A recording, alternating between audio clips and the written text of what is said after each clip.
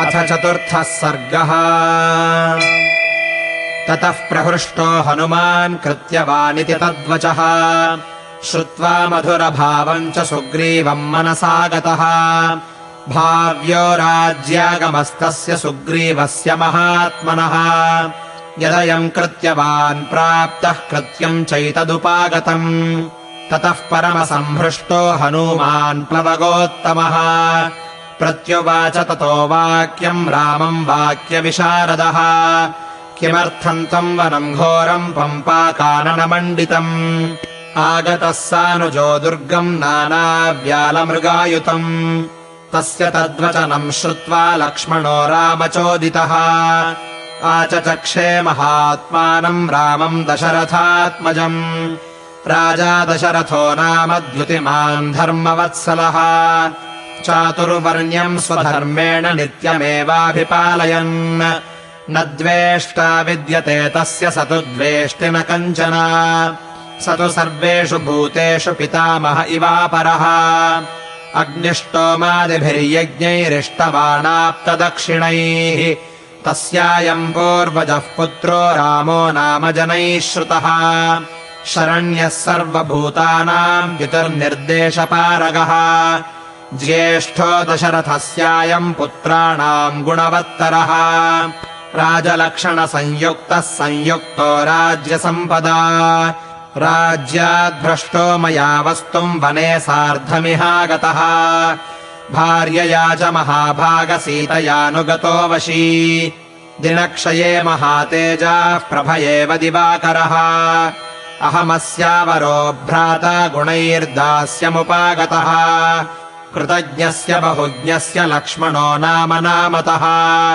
सुखार्हस्य महार्हस्य सर्वभूतहितात्मनः। ऐश्वर्येण विहीनस्य वनवासे रतस्य च। रक्षसापहृता भार्या रहिते कामरूपिणा।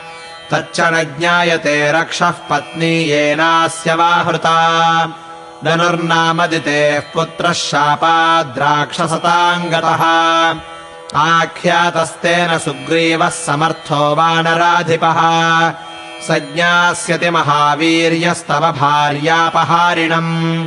एवमुक्त्वा धनुस्वर्गम् भ्राजमानो दिवङ्गतः। एतत्ते सर्वमाख्यातम् याथा तथ्येन पृच्छतः।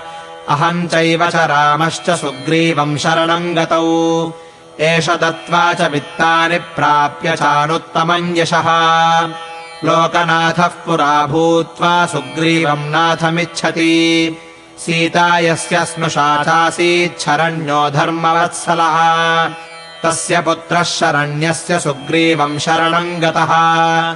सर्वलोकस्य धर्मात्मा शरण्यः शरणम् पुरा। गुरुर्मे राघवः सोऽयम् सुग्रीवम् शरणम् गतः। यस्य प्रसादे सततम् प्रसीदेयुरिमाः प्रजाः।